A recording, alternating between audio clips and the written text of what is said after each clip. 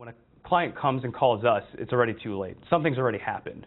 When Target announced in December that a security breach had compromised the credit card information of 110 million customers, the retail giant called in the help of Mandiant, a firm specializing in security incident response management. We need to make sure that there's a containment plan in place because stores have to stay open. So they're still processing credit card data when attackers could still be siphoning off all that data.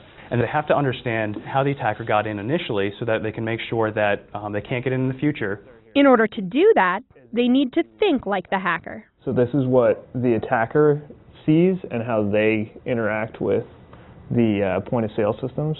This demo shows the service infrastructures of various point-of-sale malware that cyber attackers use to aggregate stolen credit card information. They have a one-stop shop where they can see your personal information that's present on your credit card. So that's going to include the account number, it can include your name, and it's everything that they need to actually create a fraudulent credit card, and then they can sell that on the black market. A quick online search can lead hackers straight to malware options like vSkimmer, Black POS, and Alina. If I were an attacker sitting in front of my computer, I would be waiting for someone to check in. So a point-of-sale system that I've compromised would show up on my computer as just kind of like a line item.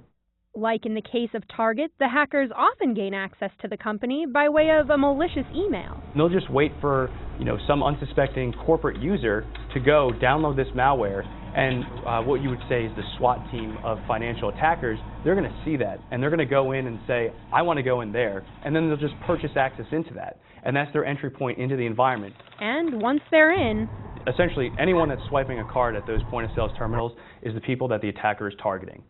Rebholz says the United States is lagging behind in consumer protection. The United States uses magstripe data instead of chip and pin, and that's more vulnerable to fraud than all the technology that's in Europe, which is the chip and pin. The result is that hackers are moving into online fraud. Mandiant is already tracking some malwares that copy consumer data from internet transactions. But for now, the danger in the United States remains primarily in consumers' wallets. Until we move to that technology where it's going to further protect me as a consumer, it's just a risk that we have to live with every day. Lindsey Boerma, CBS News, Alexandria, Virginia.